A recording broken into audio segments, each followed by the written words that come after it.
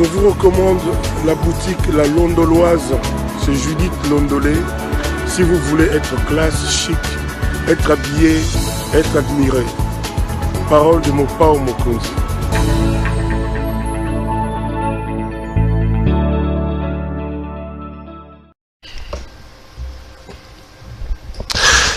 Madame, Messieurs, bonjour et bienvenue à ce nouveau numéro de l'émission CPL Débat, ce magazine des débats politiques qu'on a lancé ici chez nous. Des questions importantes qui retiennent l'actualité dans plusieurs domaines sont mises sur la table. Les deux invités m'accompagnent, chacun donnant son point de vue. L'arbitrage, c'est vous, les téléspectateurs et internautes, des juger. On va aujourd'hui parler d'une question importante. Nous sommes le 24 janvier 2022, ça fait exactement 3 ans. Depuis que Félix Antoine Tshisekedi Tshilombo a fait la remise des reprises avec Kabila, où a-t-il trouvé le pays, où l'amène-t-il, où sommes-nous? On fait un gros plan, un bilan sur le processus d'alternance et de développement de la République démocratique du Congo avec un focus sur le bilan de M. Félix Antoine Tshisekedi Tshilombo. Deux invités m'accompagnent sur ce plateau. D'abord à ma droite, M. Pius Romer Olangoy. M. Pius, bonjour. Bonjour, cher mon frère. On commence à s'habituer avec ce style de musée, hein? Tout à fait. Barbe, chapeau, tout ça. Les grands libérateurs. Laurent Désiré Kabila. Tout à fait. Tu vas bien, sinon? Il a mis fin à la dictature. Ok, bonne année. Aux aventures de Mobutu et d'Étienne Tshisekedi. Bonne année aujourd'hui, je ne vais pas rentrer dedans. Je sais qu'on a fait une beaucoup. émission, on est largement revenu.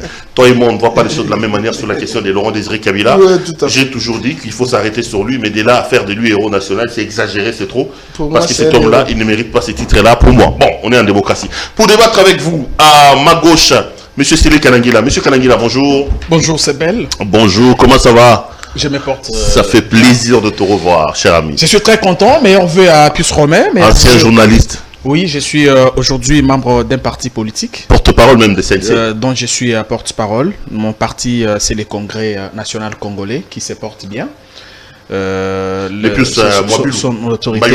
Son autorité morale aussi se porte à merveille. C'est vrai qu'on avait une grande manifestation de l'installation du nouveau bureau politique qui a été repoussé pour raison d'ordre organisationnel. Et donc aujourd'hui, pendant que je vous parle, il y a le secrétaire général adjoint du parti à l'administration et fédération qui se trouve dans la province de l'Équateur, ex-Grand Équateur si vous voulez, dans le cadre de la redynamisation du parti, parce que comme nous vous l'avions dit sur ce plateau, nous avions deux objectifs qui nous ont été assignés par l'autorité morale et derrière lesquels nous travaillons. Sinon, il faut aller voir les services commerciaux. Laissez-moi quand même finir. Non, attends. J'ai fini. Non, J'ai fini quand même. Attends, je ne vais pas te laisser 5 minutes pour parler de ton parti politique ici. Envoie le service. Il faut aller voir les services commerciaux, cher ami. Notre ami Célie Kanangila. Donc là, vous êtes au CNC, vous n'êtes plus journaliste, vous avez arrêté d'être journaliste. Pius Romer Roland, vous êtes encore journaliste. On sait que à Kinshasa va s'ouvrir demain une grande rencontre des assises des états généraux de la presse. Qu'est-ce que vous attendez de ça? Est-ce que vous pensez que c'est le remède miracle pour tenter de remettre un peu de l'ordre au sein de la presse congolaise? Je ne pense pas, parce que les bases ont été très mal jetées. C'est-à-dire la seule base qui est bien connue, qui gère la presse, c'est l'UNPC. Et je pense qu'il faut se confier à l'UNPC. C'est vrai, ça posait beaucoup de problèmes, mais je pense que la structure légale qui est connue, c'est l'UNPC. C'est au sein de l'UNPC qu'il faut passer pour qu'il y ait... Non, mais l'UNPC, c'est le syndicat des journalistes. L'UNPC, il n'est pas là pour gérer les maisons de presse. Il y a beaucoup de... L'UNPC n'est pas un organe de régulation des médias. C'est ça qui est l'organe... L'UNPC est un organe d'autorégulation. C'est vrai, c'est un organe d'autorégulation. Il y a l'Observatoire, il y a le CESAC, c'est toutes ces structures-là qui doivent se mettre d'accord. Mais qui vous a dit qu'ils ne se sont pas mis d'accord? J'ai vu Gabi Kouba, président de l'UNPC. Il aurait eu des problèmes au niveau de l'UNPC, je n'ai pas toutes les données. Oui, il a été entendu au niveau de la commission. Je n'ai pas toutes les données, sauf que moi j'ai toujours milité. J'ai toujours milité qu'on ait l'ordre national des journalistes et communicateurs. Malheureusement, nous n'avons pas une disposition constitutionnelle qui nous couvre pour avoir cet ordre. Parce que quand vous voyez toutes les autres corporations, vous avez les médecins qui ont l'ordre de médecin, vous avez les infirmiers, vous avez les avocats, vous avez les architectes.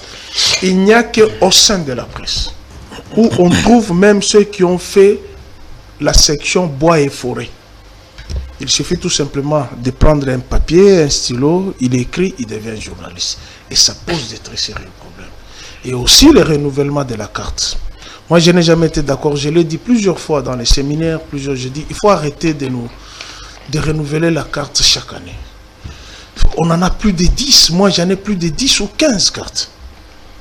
Qu'on fixe un montant, s'il faut payer $50, on paye $50. On a une carte au moins pendant 5 ans. Cette histoire de renouveler, vous revenez, vous remplissez les fiches, non, c'est un peu de trop. C'est vrai, il faut qu'il y ait les états généraux de la presse pour réguler un peu cette coopération, parce que, vous le savez, avec la nouvelle technologie, il y a beaucoup qui tiennent... Vous dites qu'il faut les états généraux, mais malheureusement, vous ne croyez pas à ces états généraux-là. Non, je ne crois pas, puisque les bases sont très mal parties. C'est ça le problème. Je sais que tu n'es plus dans la presse, mais ton cœur continue à battre pour la presse. Est-ce que tu penses que la recette état généraux de la presse elle est la bienvenue pour aider un peu cette presse à sortir de la situation dans laquelle elle se trouve? Non, mais je vais dire un peu comme pu se remettre tout à l'heure, qu'à un certain moment dans la vie, Perrault, même ici à CEPEL, lorsque vous gérez une entreprise, il faut à un moment vous arrêter, vous auto-évaluer et chercher, n'est-ce pas, à vous adapter aux réalités du moment. Ça, c'est un fait. Le deuxième élément ici, c'est que vous et moi avions plus d'une fois décrié certaines bavures, certains dérapages que l'on a constatés dans l'exercice de ce métier, surtout avec l'avènement des chaînes YouTube aujourd'hui où les gens pensent être tout permis. Avec son téléphone, ou quelqu'un peut sur son lit, faire son direct, raconter les choses, insulter les gens. Vous ne connaissez pas son adresse, vous ne connaissez même pas le niveau, ce qu'il a comme formation. Et tous ces gens-là, tous ces dérapages sont, n'est-ce pas, jetés sur les dos des journalistes. Je pense que ces assises étaient importantes, à mon sens, dans la mesure où elles pouvaient permettre aux professionnels du micro et de la plume de jeter quand même un regard, je vais dire, critique sur leur travail et voir s'il y a des nouvelles décisions qui peuvent être prises pour essayer, n'est-ce pas, de mettre de l'ordre dans la maison.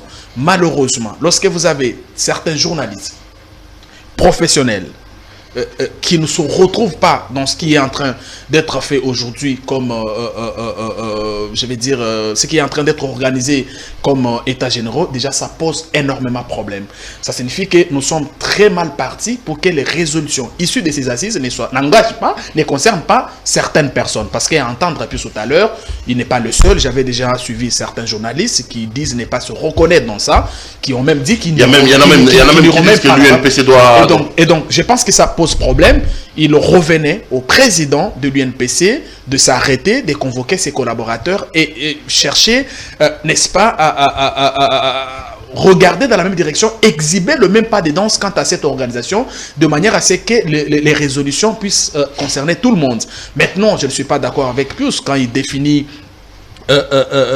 journaliste comme seulement quelqu'un qui est passé par l'IFASIC, d'autant plus que moi je connais certaines personnes qui sont passées par différentes écoles de formation de journalistes, non, mais qui ne font pas, non, parce que tout à l'heure vous avez un peu essayé d'ironiser, vous avez dit forêt et bois, je crois que vous faisiez allusion. Ceux qui ont fait bois et forêt, c'est-à-dire ceux qui ont fait d'autres.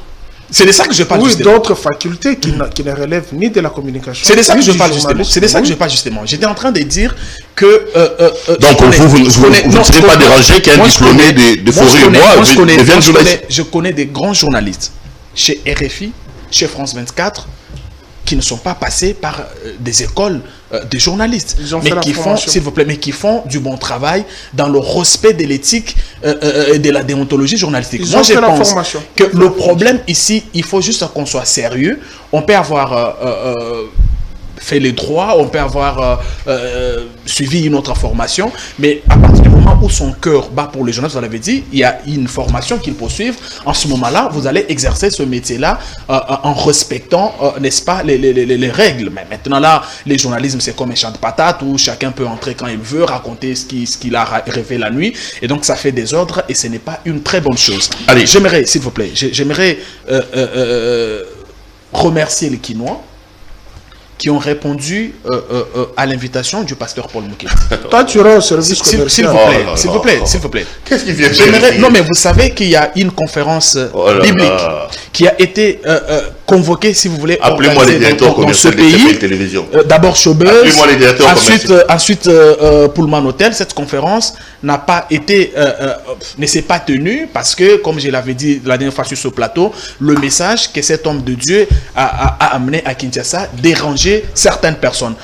Le message contre l'homosexualité. Le message, c'est parce qu'il dit aux Kinois, aux Congolais, aux Américains, aux Africains, aux Asiatiques que l'homosexualité est un péché et que ça ne peut pas faire débat. C'est le message qui lui a coûté tout ce que vous connaissez au Canada, ce montage où on vous présente une fille qui dit être violée en 2000 alors que le pasteur lui-même est arrivé au Canada. Le pasteur est un violeur, cher ami. C'est quoi cette affaire ici? Écoutez, il a eu le temps d'aller à l'audience, d'aller devant un juge. Il a été condamné pour viol. Vous avez un jugement rendu en force de la chose, des sujets qui pèsent sur ses épaules. Le pasteur, tu reviens à confirmer ce soir de Paul Mukendi. Mais je reviens parce que la conférence, bien qu'elle combattue, se tiendra le 28, le 29 et les 30 dans la salle Showbuzz sur Huileri. Non, mais est-ce que je peux parler? Paul Mukendi est-ce que je peux parler? Est-ce que je peux parler? Sa place n'est pas à la salle. Comment vous expliquer? Sa place est en prison. Non, s'il vous plaît. Ce monsieur est condamné à 8 ans de prison pour viol. Ne venez pas discuter. Le monsieur a été, n'est-ce pas, victime des montages. Il avait la possibilité de le dire devant les juges, cher ami. Comment on peut se débattre? Est-ce que vous allez condamner quelqu'un pour un viol, entre guillemets, commis en 2000, alors qu'en 2000, le monsieur ne vivait pas au Canada? Il avait des avocats. Mais je vous dis, ça n'est pas la justice du Canada. Ça a été démontré. On peut quand même. Ça a été démontré. Est-ce que tu comprends qu'un confrère vienne défendre un montage? Et donc, je vous dis, vous les journalistes, ne vous conformez pas au siècle présent. Ne nous amenez pas. Ne vous conformez pas au siècle présent. Attends, quand vous dites que le pasteur a amené le message qui est combattu ici, je pense l'autre fois, j'en ai parlé avec Perrault ici. Notre société ne l'autorise pas. Il n'y a pas que seulement la Bible. Nous, Congolais, l'homosexualité, on autorise. C'est un péché. C'est une infraction. Pas seulement c'est un péché, c'est une mœurs que nous, on ne supporte pas. Parfait. Les Africains ne supportent pas ça. Il ne faut pas dire que... Et pourtant, il y en a des homosexuels ici. Il y a les homosexuels, mais... J'avais posé la question à Christelle Vonga. Moi, je préfère... Parce que j'étais dans un séminaire qu'elle avait organisé à l'Assemblée nationale. Quel est le regard qu'elle aura vis-à-vis de nous? Puisqu'on parlait de violences sexuelles. Lorsqu'on voit ce genre de personnes comme les homosexuels, quel regard qu'elle aura lorsque nous allons nous en prendre? Notre société ne supporte pas ça. Il ne faut pas dire que Paul Mukendi... Mais toi, tu comprends qu'un homme qui est condamné pour violence, qu'il se vienne à liberté, c'est quand même parler, non? Ça, je n'arrive pas à comprendre. Ce n'est pas à vous de disculper un condamné. L'ambassade du Canada est ici. La justice canadienne l'a condamné. La justice canadienne l'a condamné. S'il y a eu un montage que la fille a été violée en 2002. 2000, alors que le pasteur est arrivé au Canada en 2003. C'était un montage mal monté d'ailleurs. Je ne pense pas qu'une justice, devant les éléments probants, puisse les condamner, alors que le visa d'entrée montre qu'il est entré en 2000. Et cette pièce a été présentée effectivement. Mais comment il peut être condamné? Mais c'est pourquoi nous on parle du montage. Non. On parle du message qui a dérangé, parce que vous êtes sans ignorer que l'homosexualité était presque en train de devenir une histoire normale. Au Canada. Mais il a aussi des problèmes de fisc. Ça tu ne dis pas. Canada, il a été condamné aussi pour évasion fiscale. Au Canada, ça tu ne dis pas. Non, mais je vous dis. Au Canada, on ne peut pas condamner quelqu'un pour homosexualité, puisque la législation canadienne l'autorise. Expliquez-moi comment quelqu'un qui est arrivé sur le sol canadien en 2003 peut violer en 2000. Bon, allez, que toi tu donnes. C'est la justice, ces éléments parce que j'ai enquêté, j'ai tous les éléments. Imagine-toi. Et donc c'était un montage. La preuve, c'est que les Kinois qui se retrouvent dans ce message que l'homme donne pour le salut, étaient nombreux le 20 dans la salle Food Market, où on s'est donné rendez-vous le 27. On va également fêter avec les Quinois. Il va donner farine et du riz. J'encourage les Quinois parce que le bus seront gratuits. Donc le reste, c'est du mensonge, c'est du montage. Personne n'a présenté la preuve. Moukendi, c'est un disciple de Jésus. Joseph a été condamné en Égypte pour les faits qu'il n'avait jamais commis. Pourquoi vous voulez que Moukendi fasse exception? Joseph a été condamné en Égypte pour les faits qu'il n'avait jamais commis. Et donc, s'il est sur cette ligne droite tracée par Joseph, qui est son aîné dans la chrétienté, nous comprenons que ça passe. Et donc, il paye le frais parce qu'il a apporté ce message-là. C'est même pour ça que la conférence a été combattue ici. Vous savez qu'elle a été prévue à deux endroits différents, mais elle se tiendra le 28, le 29 et le 30 janvier. Donc, ce sont les homosexuels congolais qui ont combattu cette conférence. Moi, je n'affirme pas des choses sur le plateau. Ce qui est sûr est que Paul Moukendi est un homme condamné pour viol et pour évasion fiscale. Un montage. C'est un fugitif. Un montage. Et en principe, à l'heure où nous parlons, il devait être en prison. Un montage. Donc il a fui, il est ici. Un montage. Allez, on va parler politique à présent. Je voulais qu'on commence par le Burkina Faso, mais bon, je prends le Burkina Faso à la fin, parce que bon, là on a quand même déjà égrené quelques minutes de cette émission. J'avais commencé où? J'avais commencé ici, donc je prends la parole ici. Sele Kanangila, ça fait exactement 3 ans que M. Félix Antoine Tshisekedi Tshilombo est président de la République démocratique du Congo. On sait dans quelles conditions il est arrivé, après les élections organisées, passation de pouvoir avec Kabila. Qu'est-ce que vous retenez de son bilan 3 ans après?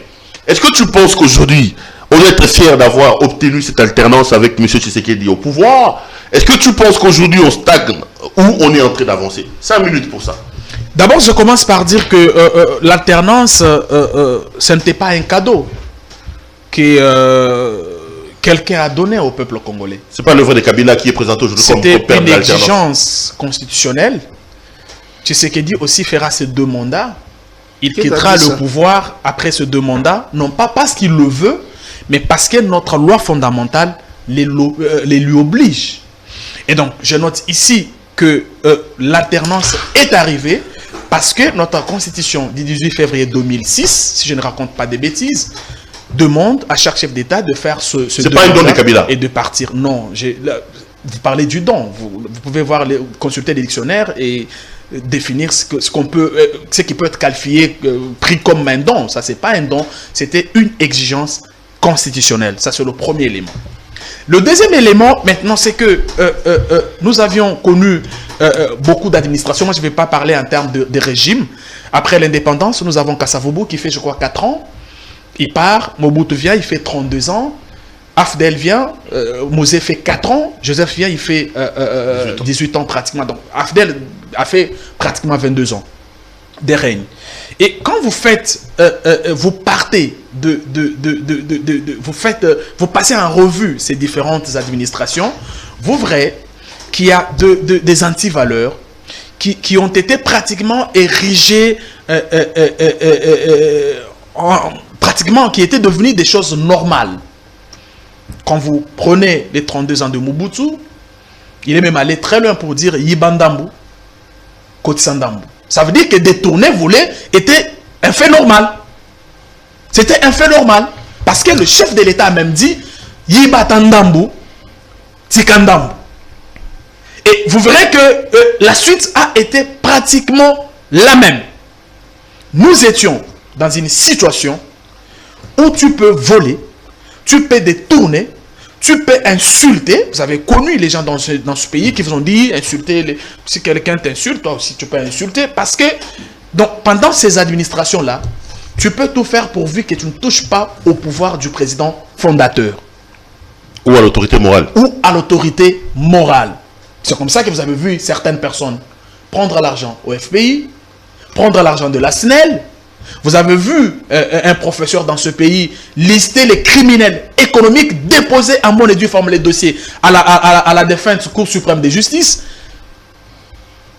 dans le placard. Parce que c'était un système, on détourne, on vole, on se protège par la suite. Maintenant, qu'est-ce que l'alternance nous a donné? Le premier élément que l'alternance nous a donné, M. Louara, c'est de nous montrer effectivement l'état dans lequel s'est trouvé le pays. Moi, je suis très content qu'aujourd'hui, les gens disent qui a 14 millions, qui a 12 millions. Il y a eu, je ne sais pas, tentative de détournement des 12, des 14. Je suis très content. Mais c'est des choses auxquelles on n'a pas assisté. Donc c'est un bilan positif. Est-ce que je peux aller? Ok. Aujourd'hui, c'est 5 minutes. Aujourd'hui, 3 minutes. Vous, tel que vous êtes là, la maman qui est en train de vendre ce fait de manière, je ne sais dans quel marché, c'est qu'à la présidence de la République, il y a eu dépassement budgétaire. Dépassement budgétaire, moi j'ai toujours dit que ce n'est pas un détournement, mais ce n'est pas quelque chose à encourager. Au moins, l'information est connue de tous. Toute personne sait dans ce pays qu'il y a eu 14 millions débloqués pour la construction, je ne sais pas, des écoles au Kassai, et qu'il y a eu des problèmes aujourd'hui. J'ai même ouï dire que le monsieur au centre de ces soupçons a été auditionné par la justice. Et donc l'alternance, à part le fait de nous montrer l'état dans lequel se trouvait le pays, aujourd'hui l'alternance a fait que pour toucher à l'argent de l'État, parce que tu sais que l'information sera connue de tous, parce que tu sais que chaque structure, ODEP, Cour des comptes, va jouer son rôle pour que ces antivaleurs commises soient révélées. Parce que tu sais que l'IGF est là, à travers ces différentes patrouilles financières, pour, n'est-ce pas, révéler aux Congolais ce qui se passe. Tu peux regarder, te regarder 3, 4, 5 fois, mais tu sais aussi qu'à tout moment, la justice peut toujours être sur tes trousses. Nous avons vu des personnes être interpellées, être condamnées. Ça, c'est le premier élément. Le deuxième élément aussi de la justice, c'est la liberté accordée aux différents prisonniers politiques. Parce que nous étions dans un système où si tu as chanté l'autorité morale ou le président fondateur, même si tu as commis des bavures, il n'y a pas de problème. Mais si tu as un point de vue contraire à celui de l'autorité morale, ta place est en prison. Nous avons connu beaucoup de prisonniers, dont je ne peux pas citer les noms sur ce plateau. Bon, vous les connaissez, vous les connaissez. J'avais suivi un témoignage qui m'avait fait très mal. Je détiens ça d'un aîné, Moïse Msanganya, que vous connaissez, qui dit que lorsqu'on a arrêté Mouyambo, lui, il a appelé un responsable des services de renseignement pour vérifier l'information. Pendant ce temps, les responsables des services de renseignement, il parlait de M. Kalev, étaient au téléphone avec une autre personne. Qu'est-ce qu'il disait à la personne? Écoutez, il faut vous mettre en tête que Francis Kalombo n'est plus avec nous.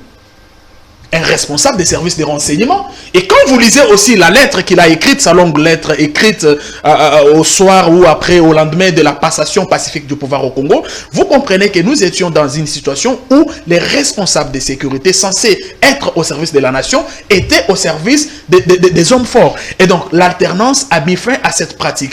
Aujourd'hui, il y a beaucoup de choses que je vais dire, je ne vais pas revenir sur les rétablissements de l'autorité de l'État, la lutte contre la corruption, et donc l'alternance est très importante. Et je note que ce n'était pas un cadeau de qui que ce soit, c'est notre constitution qui nous l'a obligé, nous tous, et nous devons faire avec. Le plus souvent, Roland, on va préfacer l'entrée de ce thème. Le plus grand, le thème majeur de cette émission sur le 3 ans de M. Tshisekedi à la tête de la République. Il dit, premier élément, que l'alternance n'a pas été un don, c'est pas un don que Kabila nous a donné. Deuxième élément, l'alternance aujourd'hui a permis aux Congolais d'avoir des informations qu'on n'avait pas à l'époque de Kabila. Là, c'était l'époque de Djalelo, l'époque de l'autorité morale, un point bas. Vous lui répondez comment? Je pense que ce que Sélé a dit, même sa conscience n'est pas tranquille là où il est. Il sait qu'il a menti. Puisqu'il a traversé aujourd'hui avec les CLC, ils sont à l'Union Sacrée. Il était à l'AMP, non? Il est là, il est à l'AMP. Avec Kabila d'ailleurs? Oui, il est à l'AMP. Et c'est Kabila qui a fait de lui ministre du premier gouvernement de Ilunga Ilunga. Puis Soumabilou, vous voulez dire? Non, mais c'est ça, non, c'est son patron. C'est celui que j'ai dit, non? Mon ancien patron. Il ment. Ce qu'il dit là, il sait qu'il a menti. Du moins, ce que je retiens de l'administration de Kabila, il n'y avait pas de voleurs. Mais ici, il y a plein de voleurs. Tu vas magnifier puisque l'information est sortie qu'on a dilapidé 14 millions. Est-ce que vous avez retourné ça?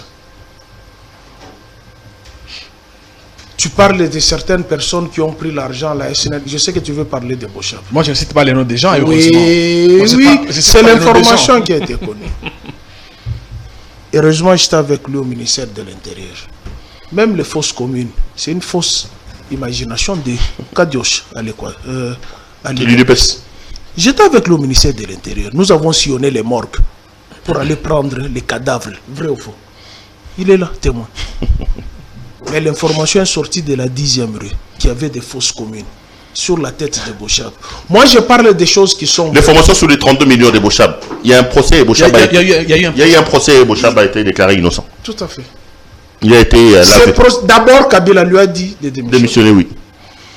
Pour aller apporter ses moyens de défense devant les tribunaux. Tout à fait. Il n'y avait pas l'impunité.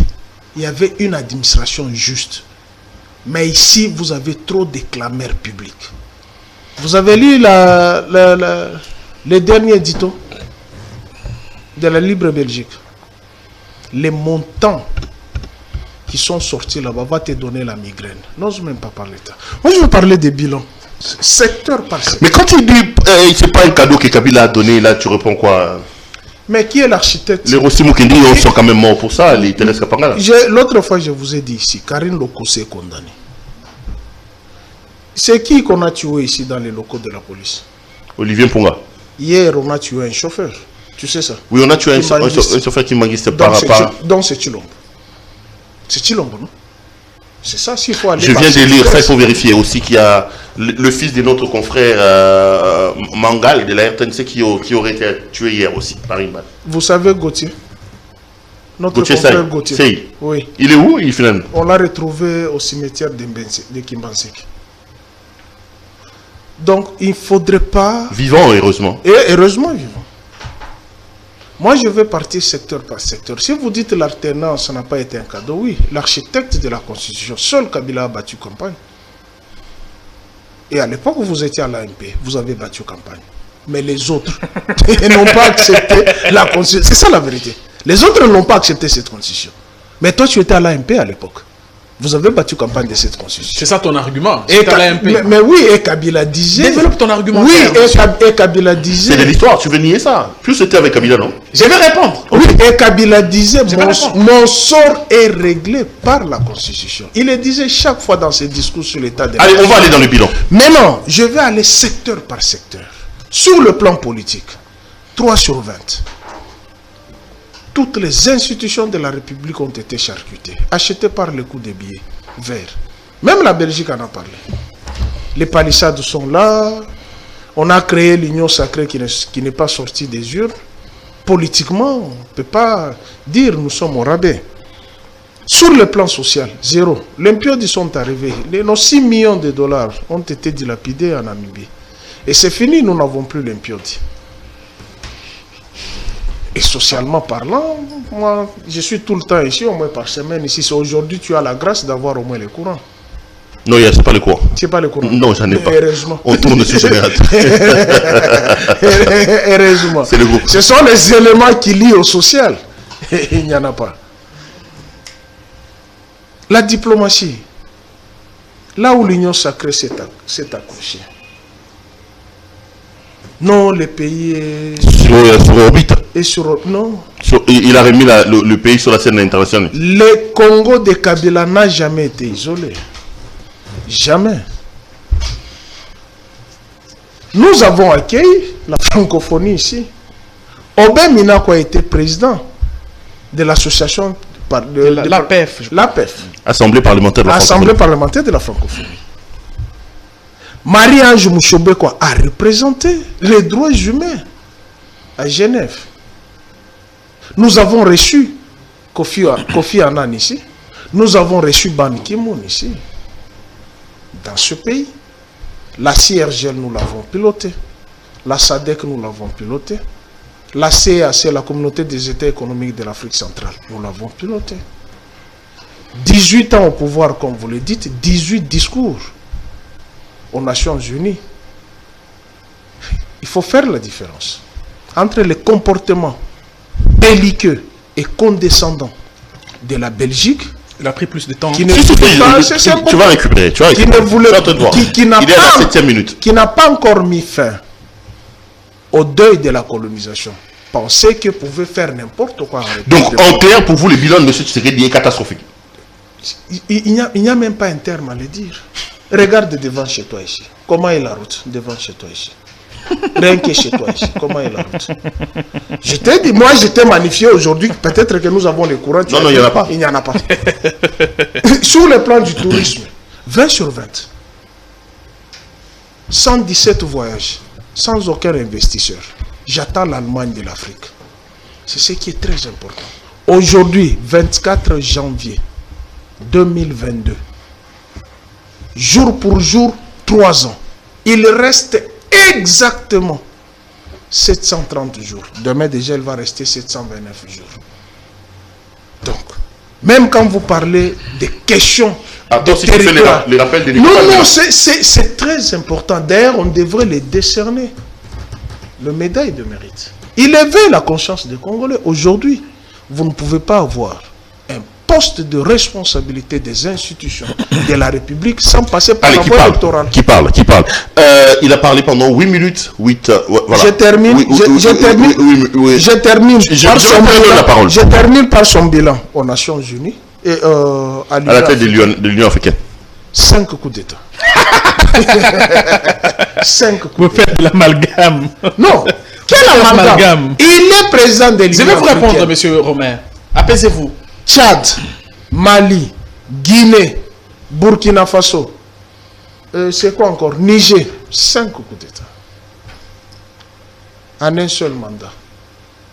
Et il va au Kasaï, il dit s'il n'a pas pu se concentrer au Kasaï, c'est puisqu'il était trop pris avec les charges de l'Union africaine. Maintenant, vous prenez le CEAC. Quand c'est qu'il va se consacrer à la République? C'est ça le problème. Qui répond. Allez, il a parlé pendant 9 minutes. Quand j'enlève les 5 minutes, donc vous avez un déficit de 5 minutes à récupérer. Monsieur dit que le bilan de Tshisekedi est tout simplement chaotique, catastrophique. Il met sur la table des éléments.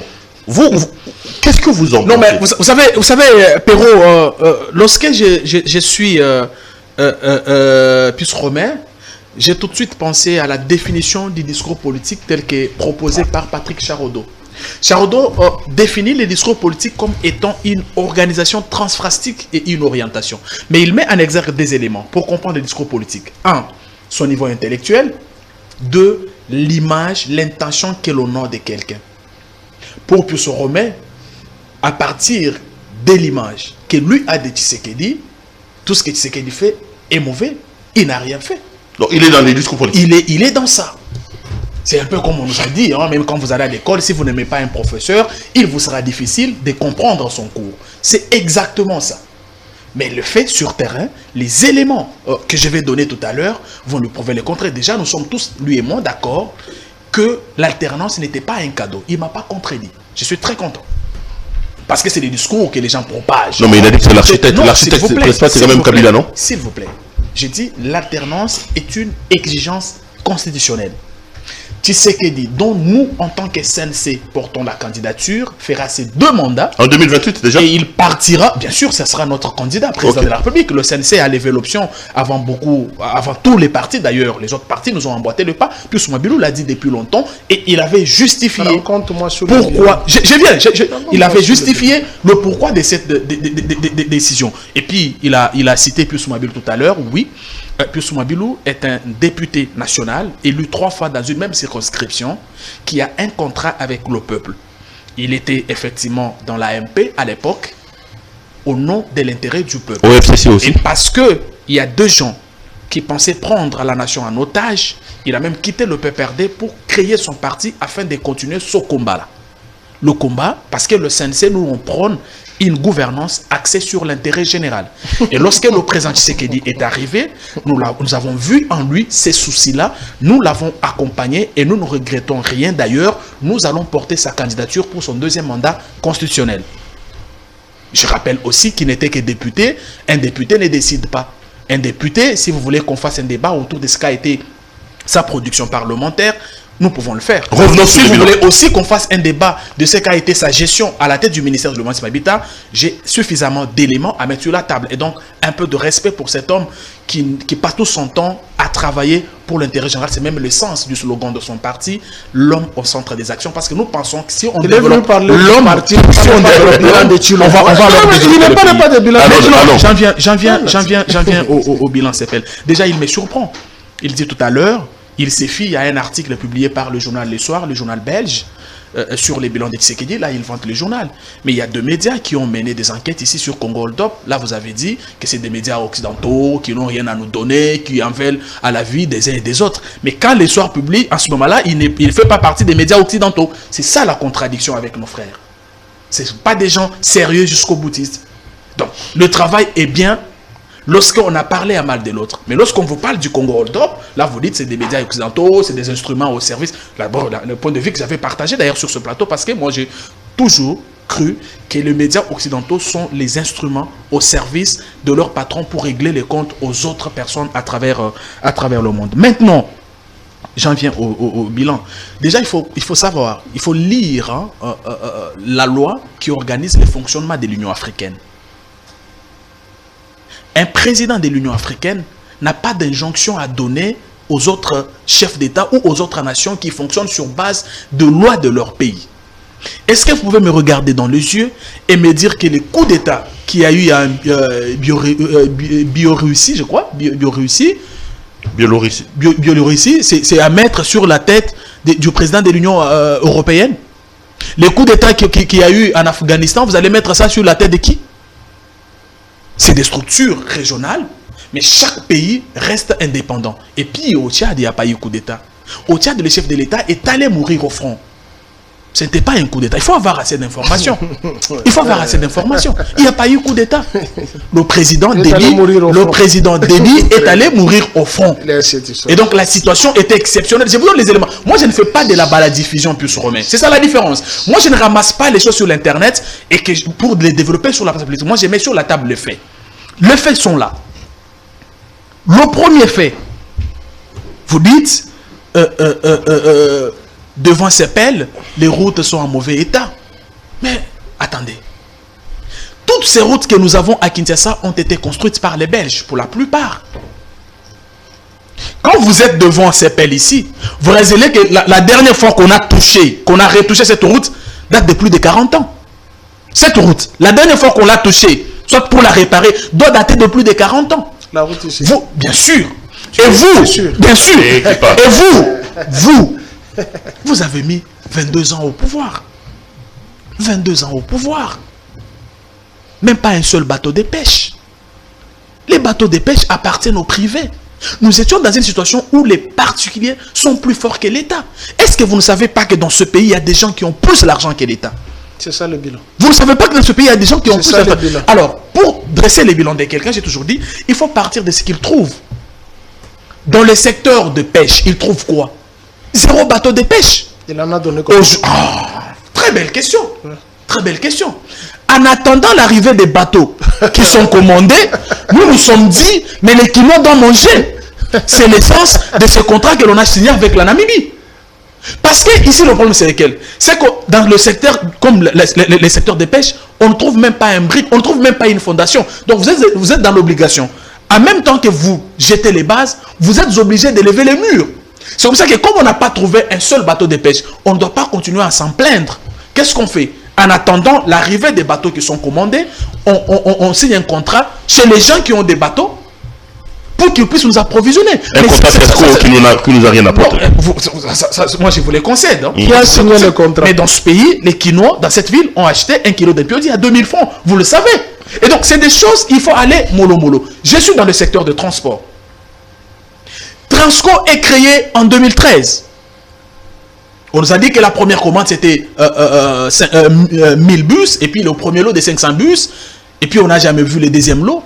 Mais au soir du 24 janvier 2019, Transco n'avait que 60 bus, dont 20 bus dans la maison de quelqu'un, dans moins de 2 ans. Tshisekedi a doté Transco de l'outil de production, en même temps qu'ils devaient aussi payer parce qu'ils avaient des arriérés. On ne pouvait pas les payer parce qu'ils ne produisaient pas. Il jette la fondation, il est obligé en même temps de lever le mur parce qu'il n'a pas de choix. Non, mais on dit que ces bus-là, c'est aujourd'hui, s'il vous plaît, non, c'est débat-là. J'ai dit, ce débat-là, personne ne nous a présenté une facture de la commande de ces bus-là faite par Tibala. Aujourd'hui, dans ce pays, un étudiant peut sortir de chez lui, monter dans un bus gratuitement, aller à l'école, parce qu'il est important pour l'avenir du Congo. Ça, c'est Tshisekedi. Mais dans quelles conditions? Dans des conditions où Covid nous a pris 2 ans et a mis en berne toutes les économies du monde. Covid n'a pas été un prétexte pour lui parce qu'il est venu effectivement servir. Mais la Constitution garantissait la gratuité de l'enseignement. Cette gratuité n'était restée que dans la Constitution. L'article 46, c'est ma mémoire... 43. Si ma mémoire ne raconte pas de bêtises, aujourd'hui, 6 millions d'enfants sont allés à l'école lors de la première expérience. Attendons voir les statistiques qui nous seront données par rapport à cette deuxième expérience. Quand vous partez de ce qui est aujourd'hui fait comme travail par l'IGF, vous réaliserez, monsieur, que effectivement, les choses, un nouveau vent est en train de souffler dans ce pays. Je ne vais pas parler de l'insécurité dans la partie est de la RDC. Une insécurité qui date de longtemps, parce que moi j'ai suivi même les discours de Lumumba, je crois en 58, qui faisait déjà allusion à la balkanisation. Aujourd'hui, vous verrez que les gens qui opèrent dans cette partie du pays ont pour objectif de balkaniser le pays, mais ils changent des méthodes autant que les acteurs changent. Qu'est-ce qu'on retient? Je retiens. Sur le plan politique, parce que j'ai noté, sur le plan politique, sur le plan social, sur le plan de la diplomatie, c'est un succès. La chance que nous avons, c'est de dire la vérité aux Congolais. Oui, nous disons qu'il y a des choses qui ont été bien faites. Évaluons. Il y a des choses. Évaluons. Quand nous sommes. Est-ce que c'est un succès, c'est un raté? Non, c'est un succès. Okay. Même si je note il faut redoubler d'ardeur, il faut fournir plus d'efforts parce que nous sommes un pays potentiellement riche et ce qui est fait, par exemple, les 100 bus qui sont donnés, qui sont affectés à la mobilité des étudiants, c'est insuffisant pour un pays comme le nôtre. Mais commençons quelque part. Donc, pour vous, nous disons qu'en dehors les bilans, il est positif. Et j'ai mis les éléments sur la table. Plus Romain Roland. Quand il vous met des éléments, il parle du travail abattu par l'IGF, il parle de la gratuité de l'enseignement, il parle de l'inauguration de la mobilité des étudiants, de la mobilité. Et il ajoute, je vais l'extrapoler, que des gens comme vous devez vous taire. Parce que quand vous évoquez la route, les Kabila ont géré pendant 32 ans. Le problème, c'est vous. Vous les rencontrez comment par rapport à ces éléments? Il dit que le bilan de M. Tshisekedi est un succès, le bilan est positif. Une fois de plus, je vous dis, sa conscience n'est pas tranquille. Non, vous ne voyez pas ma conscience. Développez votre argumentaire. Ne parlez pas de ma conscience. Tu as parlé, j'ai donné les éléments, effectivement. Sa conscience, sa conscience n'est pas tranquille. Au lieu de me rencontrer dans les bilans, il a fait l'apologie de son parti politique. Et ça, les téléspectateurs ont remarqué. Moi, je t'ai parlé secteur par secteur. Politique, social, économique, touristique, juridique. C'est ça le bilan. Mais tu as ramassé les choses dont toi-même tu ne maîtrises pas. Bandal ici, il y a eu un programme, un projet d'asphalter Bandal, Matongé et Limité. La route ici, tu as menti. Il n'y a pas 40. Il est natif de Bandal. Tu as menti. Il est là, il te regarde. J'ai suivi l'actuel ministre des ITPR. Comment il s'appelle? Guizar. Guizaro, oui. Je crois. Il a dit ils ont trouvé 687 km de routes asphaltées. Vous en avez asphalté combien? Combien de kilomètres? Depuis que vous êtes là. C'est vrai. Les Belges ont laissé les routes. Moi, j'ai toujours dit Kinshasa, c'est la ville la plus urbanisée. Mais les routes sont mal entretenues. On n'a pas à construire d'autres routes. On a à asphalter ces routes et à ouvrir d'autres voies. Là, je suis tout à fait d'accord. Il y a des routes qui sont prises en otage par le marché. Mais Kabila a réhabilité combien il a trouvé. Je l'ai dit l'autre fois ici. C'est ici à Kinshasa où nous avons qualifié l'office des routes d'office des trous. Heureusement, tu as parlé des Transco, créés en 2013. Les bus là dont vous vous prévalez là, c'est l'administration de Tchibala. Quand tu prends le procès verbal, depuis que je parle de cette histoire, tu as déjà vu quelqu'un qui est venu me contredire. Si tu prends le procès verbal de la remise et reprise, Bruno Tchibala, Ilunga, Ilunkamp, tu vas trouver les 400 bus là-dedans. Déjà commandé, la commande est déjà commandée. Si vous commandez, si vous faites la commande à des grandes firmes, on ne vous livre pas le matériel en une année, 2 ans. Non, c'est faux et archi faux. Il faut poser la question au concessionnaire. C'est grave. Ce sont les bus qui ont été ici, peints, repeints, qu'on a mis les fusils de Chilombo. Heureusement, on a enlevé. Et vous dites Trans-Académie. Mais ce sont les bus qui ont été commandés par l'administration Kabila, non? Ça, c'est faux. Va poser la question à ton patron. S'il a été réellement dans l'AMP, il va te le dire. Je te mets au défi. Non, mais les bus Trans-Académie ne sont pas encore arrivés. Il semble que ça va venir au mois de mars. Ça, ce sont les bus. C'est une opération qui... Bon, je donne l'information. C'est Transco qui aurait monté une opération. Il semble que Transco a prêté le bus à l'opération Trans-Académie lorsque les 600 bus commandés par le gouvernement viendraient au mois de mars. Transco va récupérer les 100 bus qu'il aurait mis à la disposition de Trans-Académie. Il faut laisser ces mensonges-là. Tu as compris. La vraie information est là. Tu parles... La vraie information. Tu parles... Il aura son deuxième mandat. Oui, c'est son droit de postuler. Constitutionnel. Oui, c'est son droit. Mais est-ce que réellement il en aura? Réellement. Avec tous les scandales financiers à la présidente de la République. Non, mais il dit que là, au moins, les gens sont informés. À l'époque de Kabila, il y avait des scandales, on n'était pas informés. Pour lui, il ne se gêne pas, le fait qu'on parle des placements, des scandales, tout ça.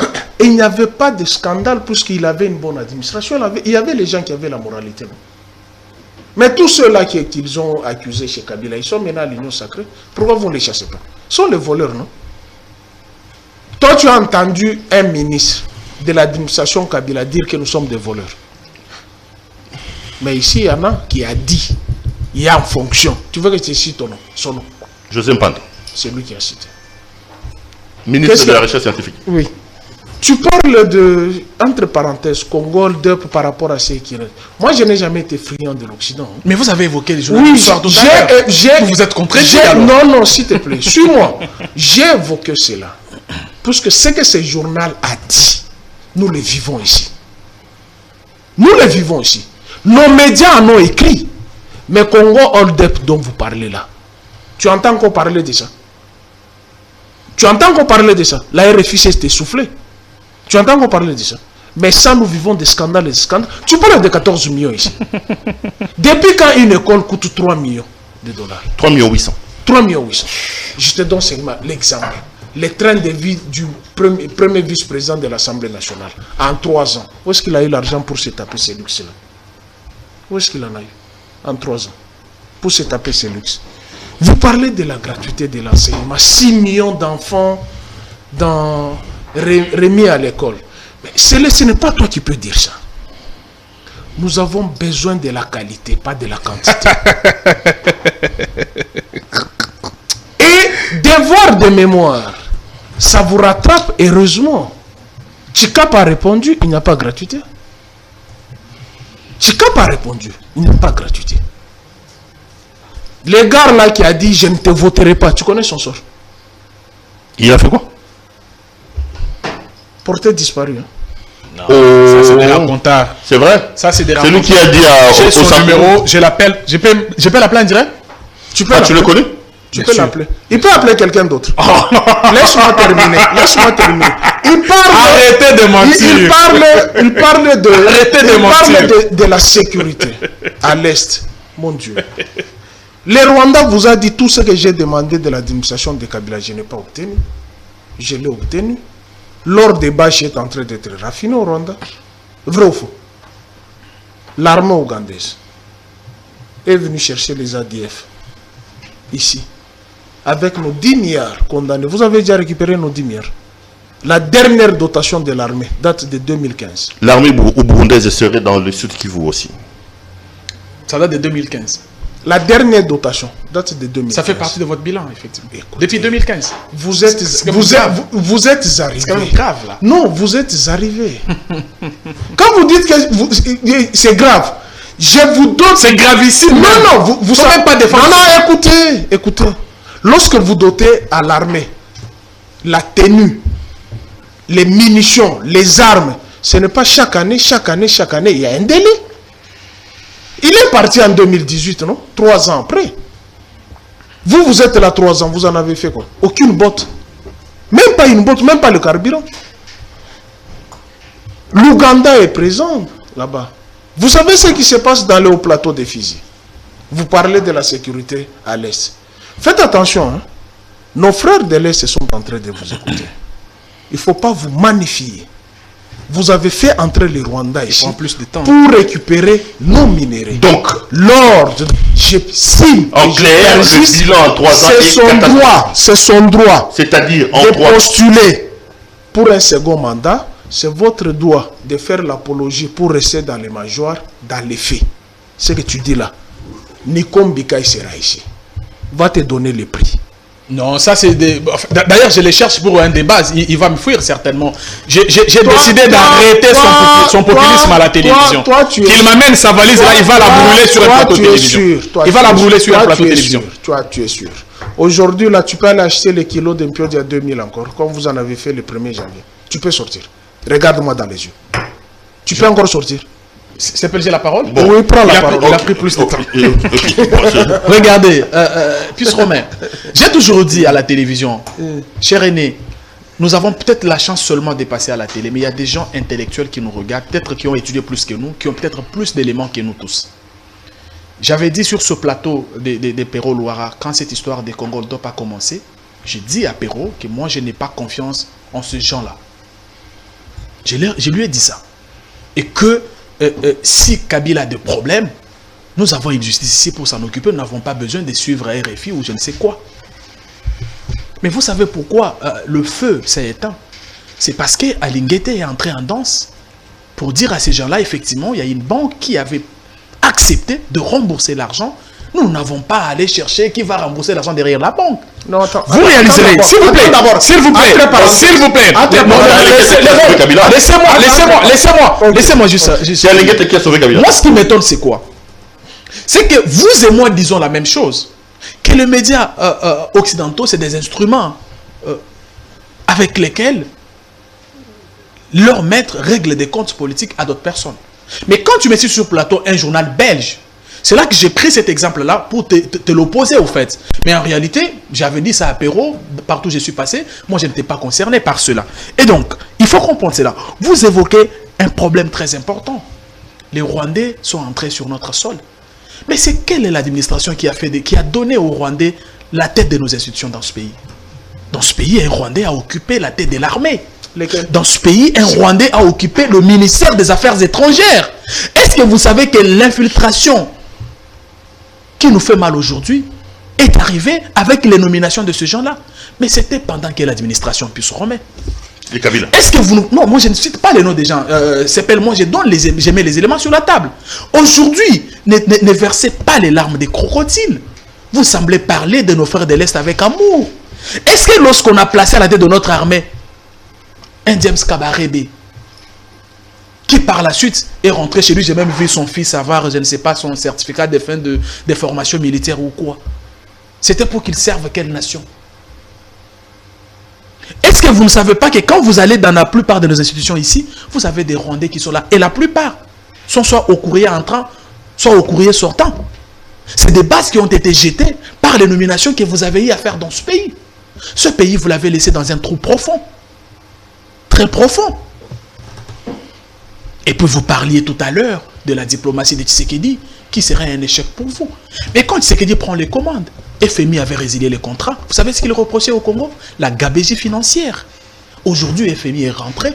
Il est revenu, je vous ai suivi dire sur beaucoup de plateaux que l'augmentation des réserves d'échange n'est pas la conséquence des patrouilles financières que mène l'IGF. C'est plutôt le fruit de la collaboration, de la reprise des collaborations avec FMI. Mais ce FMI était parti. Pourquoi il est rentré? Parce qu'il avait posé des conditions à Tshisekedi. Monsieur, si vous voulez que je revienne, garantissez la bonne gouvernance. Ces gens sont suffisamment informés. S'ils sont revenus aujourd'hui, c'est qu'ils ont réalisé qu'il y a des efforts fournis dans ce sens-là. Mais ça fait partie des succès diplomatiques de monsieur Tshisekedi, où vous faites l'effort de ne pas comprendre. C'est grâce à monsieur Tshisekedi, à cette diplomatie agissante, que les Émirats Arabes Unis ont accepté de collaborer avec nous. Aujourd'hui, nous sommes sérieux pour dire que beaucoup de choses ont été faites. Mais il y en a aussi. Et qu'il y en a aussi. C'est ça. C'est que nous nous disons. Nous ne disons pas que tout est rose. Parce qu'aujourd'hui, quand vous allez dans l'Est, les tueries n'ont pas cessé. Nous sommes d'accord. Ça n'a pas cessé. Mais vous réaliserez aujourd'hui que l'ennemi à l'Est a changé le mode opératoire. C'est ça le À l'époque, non s'il vous plaît, est-ce que je peux parler? À l'époque, c'est un groupe de malfrats qui peut faire irruption dans un village, tuer et partir. Les jours de la Noël, vous l'avez vu aller exploser dans un bar. Ça veut dire que les opérations conjointes qui sont menées par nos deux armées ont produit le fruit. Entrer sur notre territoire, le plus facile où on peut venir en groupe, tuer et partir. C'est des efforts qui sont fournis. Mais pour une guerre qui existe il y a plus de 20 ans aujourd'hui, non, vous devez vous remettre en cause. Puis on se remet. Parce que, j'ai toujours donné cet exemple, lorsque Biden prend la tête des États-Unis, il trouve un pays stable, taux de chômage normal, la sécurité normale. Tout ce qu'on a reproché à son prédécesseur, c'est la mauvaise gestion des Covid. C'est pour ça qu'il perd son deuxième mandat. Et quand il arrive, Biden, qu'est-ce qu'il fait? Il prend tout l'argent, il affecte à la lutte contre la Covid. Mais quand ici, vous trouvez SNCC par terre, Gécamine par terre, Transco par terre, Onatra par terre, tous les ports de l'État ne fonctionnent pas, c'est des ports privés. Et on donne l'instruction pour qu'on ferme ces ports privés. Personne n'exécute. Pourquoi? Parce qu'il y a des implications que vous et moi connaissons. Il a trouvé ce pays, je l'ai dit ici, il est même malheureux, le président Tshisekedi. Parce qu'en même temps qu'il jette les bases, il est obligé de lever le mur parce qu'il a un contrat signé avec la population. C'est sur base de ce contrat-là que la population qui voit les conditions dans lesquelles il a travaillé, qui voit les efforts qui sont fournis, va lui donner le deuxième mandat. Et nous, en tant que SNC, nous avons d'ailleurs commencé. Sur terrain, nous avons déployé les éléments pour faire comprendre à la population le bien fondé du deuxième mandat du président Tshisekedi. Plus vous clôturez ce chapitre ici, et puis on va peut-être parler très légèrement du Burkina Faso, parce que bientôt ça fera 1 heure. Je suis scandalisé lorsqu'il parle qu'il y a les Rwandais ici qui ont été nommés par l'administration Kabila. Non, je sais pas si... Moi, j'ai dit, il y a une administration dans ce pays qui a nommé les Rwandais. Je vous ai cité M. Kabarebe. Mais oui, c'est vrai. Alors, je vous ai cité celui qui était aux affaires étrangères. Pourquoi tu Non, moi, je ne vais pas faire les débats autour. Vous verrez que j'évite le nom des gens. Moi, je mets le fait sur la table. Rencontrez-moi sur les faits. Monsieur Romain. Je te rencontre. Tu connais Sun City, Lusaka Gaberon. Ton patron y était, quand il était à l'AMP. Dans ces 20 ans. C'est ça la vérité. C'est ça ton argumentaire? Non, je t'oppose ce que tu m'as opposé. Il a été à Sun City. C'était les prix les plus forts à payer pour avoir la paix. Pas de bon cœur. Puisqu'il fallait taire les armes. Ceux qui se sont dit Congolais, mais par après, eux-mêmes se sont tournés pour dire nous sommes Rwandais. Voyez d'où sort l'insécurité? Non, s'il te plaît. Tu connais Cécile Kenge? Tu connais Cécile Kenge? Elle est ministre, elle est congolaise. Elle est congolaise. La grande sœur de Samalou Kondé ici. Oui. Ok, heureusement. Elle est en Italie, elle est ministre en Italie. Ok, heureusement. Elle n'est pas congolaise, elle est italienne. Non, elle a changé de nationalité. Elle est congolaise d'origine. Mais elle est italienne. Elle est citoyenne italienne. Voilà. C'est pourquoi elle occupe ce poste. Voilà. Nous autres ici, ils nous ont dit qu'ils étaient congolais. Mais vous n'aviez pas de service pour controverser. S'il te plaît. Alors, mais pourquoi vous parlez de l'insécurité alors que vous l'avez créée? Qui a créé l'insécurité? Mais quand vous donnez, est-ce que vous savez que l'armée fait partie du secteur de souveraineté nationale? Le ministère des Affaires étrangères, monsieur Piussoromé, vous avez cédé ça aux Rwandais. Alors, ne dites pas de Félix que les Rwandais sont entrés ici, ils ont l'usine. Non, non. Vous avez confié les secteurs relevant de notre souveraineté nationale aux Rwandais. Ils en ont profité, ils se sont enricinés, ils ont mis leurs yeux, leurs caméras de surveillance partout. Quand vous faites le tour des différentes entreprises ici, vous avez au moins 2 ou 3 Rwandais et ils n'occupent pas n'importe quel poste. S'il n'est pas au courrier entrant pour voir ce qui entre, il est au courrier sortant pour voir ce qui sort. C'est plein de se plaindre. Mais qu'est-ce que vous ne sait pas? Il a met les faits sur la table. Qui met en compte le fait? Il a pris mes ministres. Allez-y. Tu connais Bisengiman, le directeur de cabinet de Mobutu. Tu le connais? Il était quel sujet? Gézard qu'on parle ici, dont son fils est aux ITPR. Il était qui? Le patron de Banyamulenge. Tu as lu l'histoire de ce pays? Tu connais Miko? Tu connais Miko? Monsieur de Télécel. Moi, je vous ai donné les faits là. Écoute, je te repousse le rencontrez-moi sur les faits. Est-ce que pour les téléspectateurs, tu ne peux pas... Je te donne parce que pour vous, c'est Kabila qui est venu avec les Rwandais. Moi, je n'ai pas cité S'il te plaît, c'est cette administration. Moi, je suis conséquent de ce que vous dites. Moi, j'ai étudié avec les Rwandais. Tu vois qui? L'ambassadeur. Vincent Karek, c'est mon voisin. Lui, son père, qui était notre médecin directeur à Moussochi, au 59, chez nous au 60. L'ambassadeur qui est ici. J'ai étudié avec les Rwandais. Nous n'avons pas de problème avec les Rwandais. Nous avons un problème avec l'Hitler rwandais, l'administration rwandaise. On n'a pas un problème avec les Rwandais. Tous les Rwandais, nous n'en avons pas un problème. Non, suis-moi, c'est dit. Plus vous n'avez pas d'argument, sur ce point, vous êtes battu à plat couture. Sérieusement. Tu parles des ports. Monsieur, fais un effort d'aller au Parlement. Sur l'insécurité, vous n'avez pas d'argument. Fais un effort d'aller au Parlement et de lire notre législation. On a libéralisé les secteurs. On a tout orienté. On sait qu'il y a des lois aujourd'hui. Oui, sur mesure. Alors, ça ne me surprend pas. Ton patron. Il y a des lois qui ont été taillées sur mesure. Ça ne me surprend pas. Allez-y. Et vous encouragez ça, le fait qu'on libéralise le secteur et que tous les avantages qui doivent revenir au port de l'État soient orientés vers les ports privés. Vous êtes journaliste, pour qui j'ai un grand respect, l'un des aînés que j'ai trouvé dans ce métier, parce que j'ai eu à travailler avec vous à la RTGA. Vous racontez ça à la télévision. Et la population vous regarde. Est-ce que je peux terminer? Vous êtes arrivé en Afrique du Sud. Les ports qui sont là-bas appartiennent à l'État. Vous êtes allé en Zambie, aux côtés du lac Mouero. Les ports qui sont là-bas appartiennent. Copier. Messieurs, même tout ce qui met l'État mal, on copie ça. C'est ça ce qu'on appelle. C'est gravissime. C'est ça ce qu'on appelle la création de l'emploi. Vous êtes resté figé dans l'État providentiel. Vous êtes figé dans cet esprit belge. On doit avoir un seul port de l'ONATRA. Mais vous ne cherchez pas le développement. Il y a ce qu'on appelle les secteurs de partenariat public-privé. Est-ce que tu connais cette législation? Pourquoi on a légiféré sur cette question? Ne confondez pas la privatisation et la libéralisation des secteurs. Aujourd'hui, nous avons les assurances. Sont libéralisées. L'assurance ne peut pas garder le monopole. Vous avez le secteur de l'électricité libéralisé. Vous avez le secteur de transport libéralisé qui était détenu par Air Zaïre. Aujourd'hui, pourquoi il y a plusieurs compagnies d'aviation? Vous ne pleurnichez pas pour que nous ayons seulement l'AC. Messieurs, il faut apprendre à développer les pays, à créer des langues. Allez, on va terminer. S'il te plaît. Il a parlé de beaucoup de choses ici. Pourquoi vous lui donnez plus de temps? On va terminer. Vous lui donnez plus de temps là. Tu parles des FMI.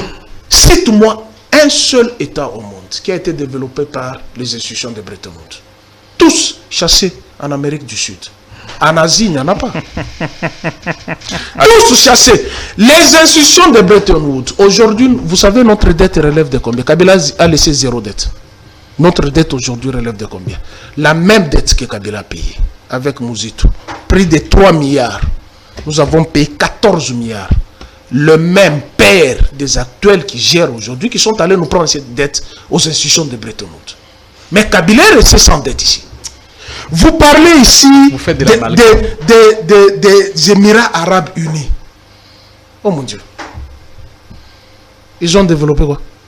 Chez eux, il y a un désert. Ils ont développé quoi? Ah, donc vous ne les connaissez pas. Non, écoutez, ils nous ont amené quoi? Vous les connaissez. Les Congolais cherchent de développer quoi? S'il te plaît. Oh, mais c'est grave. S'il te plaît. Oh, mais je ne peux pas faire ce débat-là. S'il te plaît. S'il te plaît. Les Congolais veulent du congrès. Même ceux qui sont avec nous dans ces studios. Dis-moi qu'est-ce que l'Émirat Arabe Uni a amené ici chez nous? Combien de kilomètres? Quelle est la centrale que l'Arabie a créée ici? Donne-moi les concrets, ne me parlez pas. Ne me parlez pas de votre rêve. Dire que nous sommes en bonne relation avec les institutions de votre rêve. Madame, messieurs, vous suivez l'émission s'appelle Débat. Je pense que si vous parlez de la question de la sécurité à l'Est, nous avons tout simplement des mauvais voisins. D'accord. Mais vous les avez fait introduire. Ils sont en train de piloter aujourd'hui. Oh là là là là là là là. Et l'Ouganda vous a donné le chronogramme de sa sortie. L'Ouganda vous a donné le chronogramme. Les ADF qu'on combat là-bas, je te donne l'information, puisque tu n'en as pas. C'est l'ancienne garde républicaine d'Idi Amin Dada.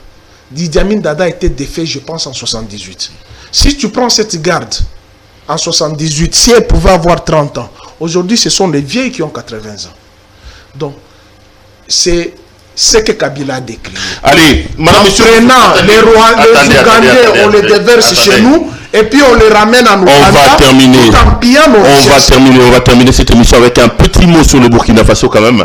Tous, il semble de plus en plus confirmer qu'il y a un coup d'État au Burkina Faso. En tant qu'Africain, tu es malheureux de constater que le continent vit encore des situations comme ça. Non, j'ai jamais été favorable au coup d'État.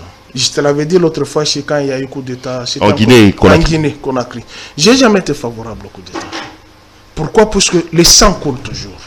Au lieu d'avancer sur le plan démocratique, nous reculons. C'est vrai, nous pouvons avoir notre démocratie à l'africaine. Mais, chaque fois, en partie, je peux dire... Donc là, vous condamnez ce qui se passe au Burkina à ce moment-ci? Je condamne ce qui se passe, les coups d'État, mais aussi...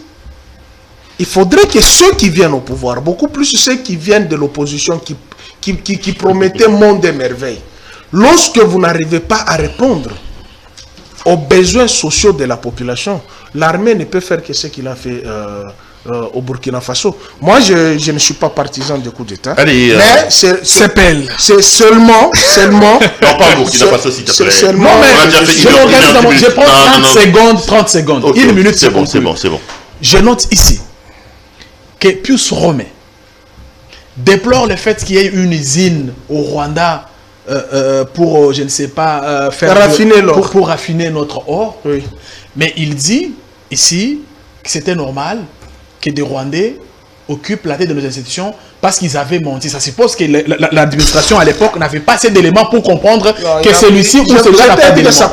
Alors aujourd'hui, il semble condamner les opérations conjointes qui sont faites dans la transparence et la police totale et sous notre œil vigilant, mais un ministre des Affaires étrangères, un numéro 1 de l'armée d'un autre pays qui n'a même pas changé de nationalité, qui après porte son costume du Rwandais, rentre chez lui, après avoir accompli sa mission et entré dans ce pays pendant l'administration que vous soutenez.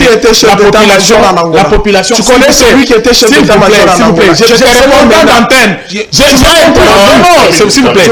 S'il vous plaît, monsieur Romain. S'il vous plaît. Burkina, c'est peine. Lorsque je lisais l'histoire ce matin, vous réaliserez que le Mali est le seul pays au niveau d'Afrique où il y a eu plus de coups d'État. Mais quand vous allez au Mali, rien n'a changé.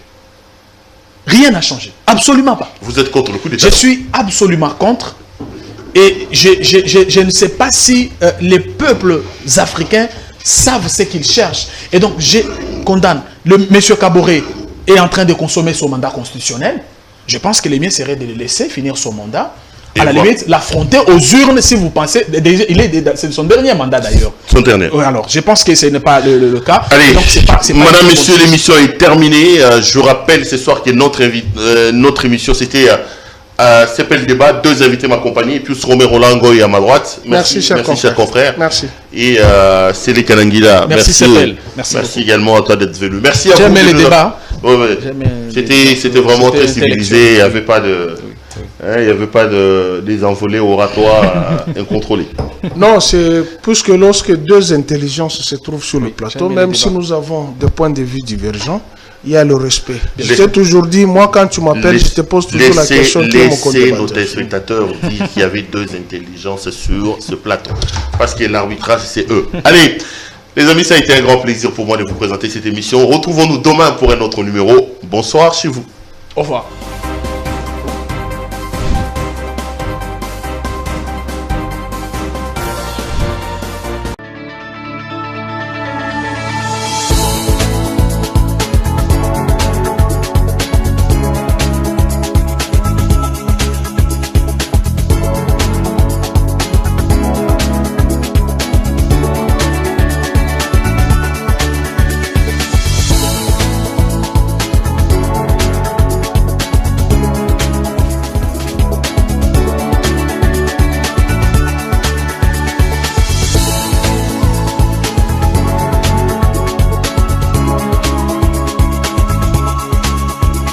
Recommande la boutique La Londoloise, c'est Judith Londolé.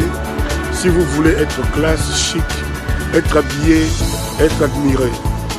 parole de Mopao Mokonzi.